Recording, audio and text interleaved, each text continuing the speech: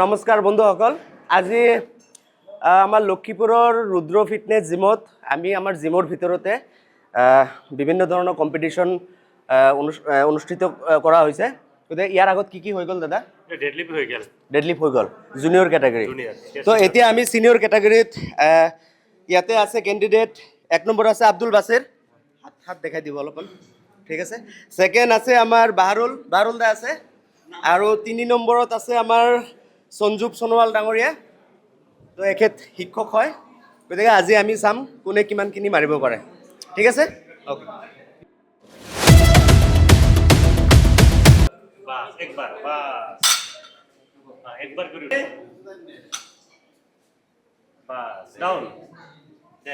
বাৰ without বাৰ আমাৰ plate আছে 80 KG, ঠিক আছে। অ'কে,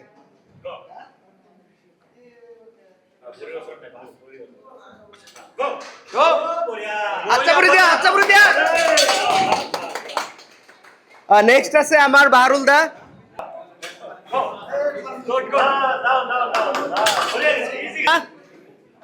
এতিয়া Musharraf Hussain 80 KG.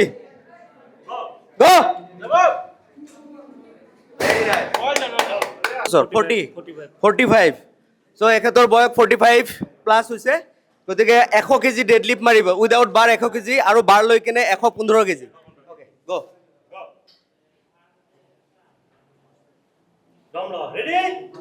Go!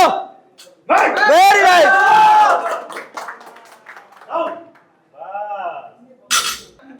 145 KG without bar. Okay, দাদার কারণে আচ্ছা পরে গো, আচ্ছা পরে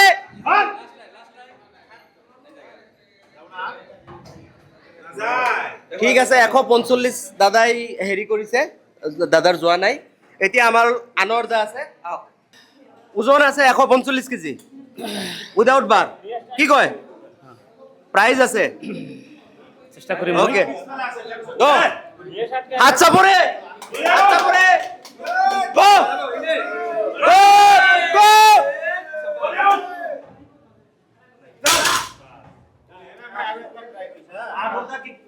হাৰ জিত আছে, চব বস্তুতে আছে। গতিকে আমাৰ বাহৰুল দাই ট্ৰাই কৰিছে, তেখেতে 110 লৈকে পাছ কৰিছে, 120ত যাই ফেইল হৈছে।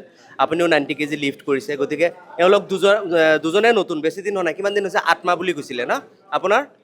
3 মাহ। আৰু ইপিনে আমাৰ সোণল দা আছে, এখেত এজন শিক্ষক হয়। গতিকে শিক্ষক হিচাপে মানে লিফ্টাৰ বুলিয়ে ক'ব লাগিব, ইমানখিনি আপুনি লিফ্ট কৰিছে। আপোনাৰ টোটেল গৈছে 140 কেজি উইদাউট বাৰ, আৰু বাৰ ধৰিলে 155 কেজি। গতিকে শিক্ষকৰ ভিতৰত আমিতো এনেকুৱা নেদেখোঁ আপোনাৰ নিচিনা। কি কয়? কি ক'ম আৰু, উঠাব পাৰিছোঁ, শক্তি আছে, ধন্যবাদ। ভগৱানৰ কৃপাত উঠাইছোঁ। এইটো 36 বয়স হ'ল, এই ছাৰহে মেইন। আৰু আমাৰ দাদা আছে, দাদা 45 প্লাছ হৈছে দাদাৰ বয়স।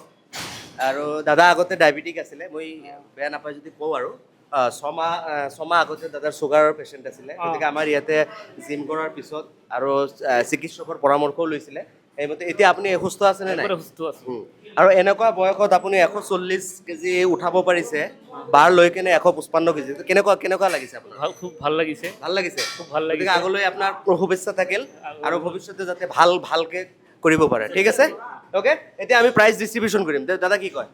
বঢ়িয়া খেল হৈছে আজি। আমি আশা কৰিম আগত এনেকৈ আৰু খেল পাতিম। যিমান ষ্টুডেণ্ট আছে সবাই প্ৰেক্টিছ কৰি থাকিলে হ'ল। আমি আৰু খেল পাতি থাকিম 3 মাহ পিছে।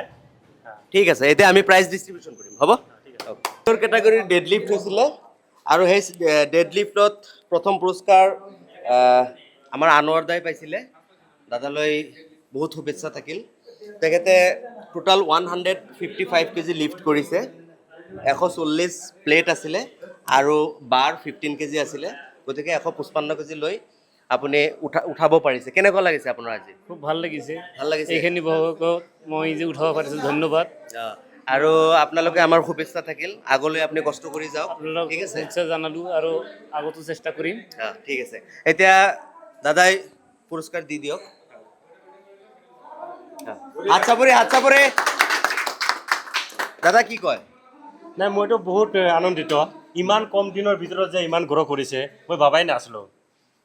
ইমান মানে, আৰু বয়সতো আমাৰ জিমৰ ভিতৰত চাগে Senior হৈ আছে। Senior-ই হ'ব চাগে। 45 প্লাছ হ'ব।